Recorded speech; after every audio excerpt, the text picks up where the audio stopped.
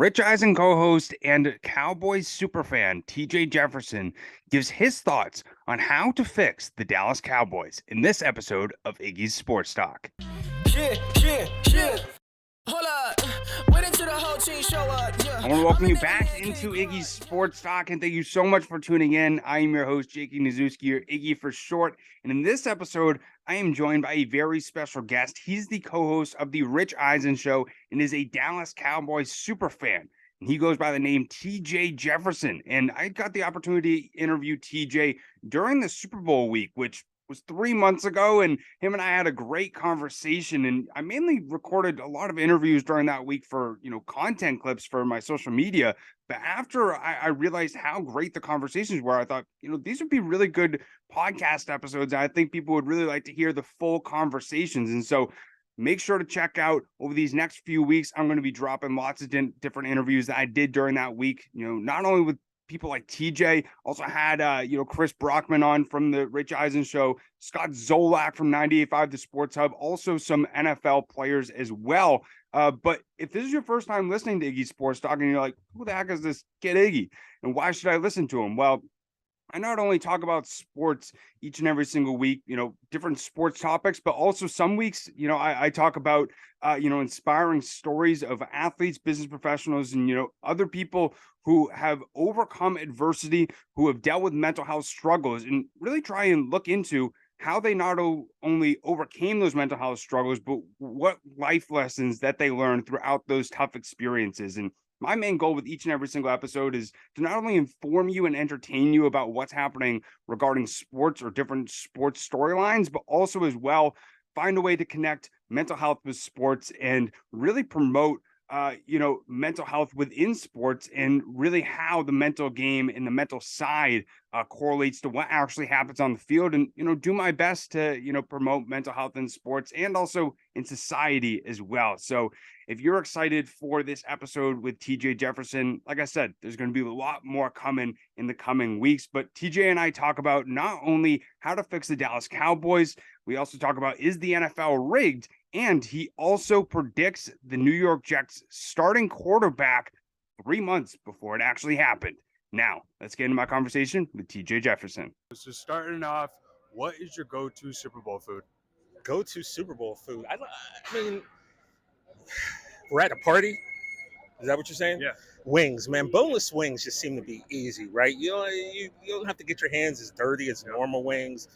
Pop them in. You can keep going, walk around the room if you need to, or you just sit and chill. Wings, pizza, nachos. Those are pretty much kind of staples, I would think, right? Yeah.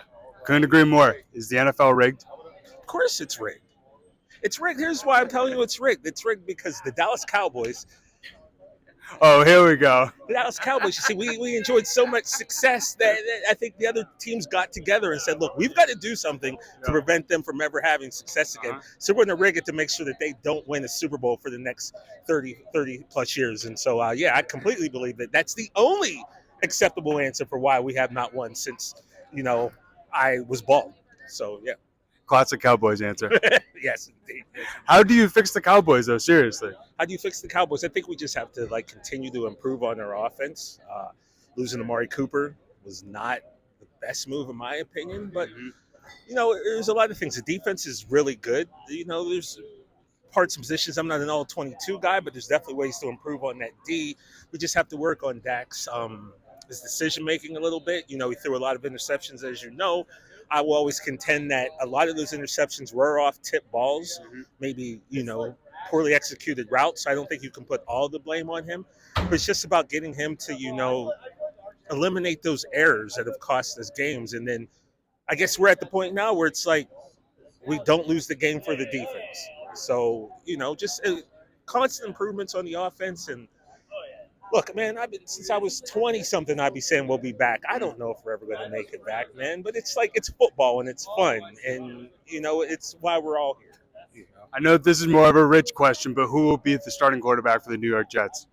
Oh, the starting quarterback's going to be Aaron Rodgers. Rich is in some type of denial, man. And I'm trying to explain to him that denial is a river, and he just doesn't want to accept the fact that his quarterback's going to be Aaron Rodgers. And he should accept the fact because the Jets low key have a really good team, man. They've got a good offense, they've got a strong defense, and look, he's fighting this every day. I don't know why.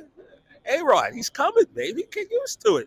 Look, Joe Willie Namath say he's going to let him have the number 12. He's probably got some old furs in the closet. He's going to drape over Aaron's shoulders. It's going to be great, man. I love it. Thank you so much for taking the time. Thank you. I hope that you did enjoy my conversation with TJ Jefferson. You're excited for the other interviews that I got during Super Bowl week and also some other interviews that I got in the vault. I got so many great conversations with different athletes, different people, not only in the sports industry, but just in society who have had a lot of incredible experiences and, also have had some tough experiences and have had to overcome adversity throughout their life and, speak and look more at what lessons did they learn? How did they overcome those struggles? And how can somebody like you who's watching or listening use that to help you in situations in your life? That's one thing that I always want to try and do with each and every single episode, is try and entertain you with what's happening in sports, but also help you look at sports in a little bit of a different perspective, a little bit of a different way from what you might see from other sports podcasts or, not only on the radio or watching ESPN or whatever. But if you did enjoy this, make sure to subscribe over on YouTube or wherever you listen to podcasts.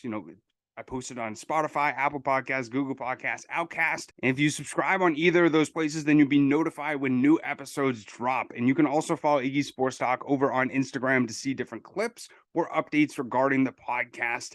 So you can follow me over there on IG. But greatly appreciate everybody tuning in as always. And I'll see you and talk to you next time. Peace.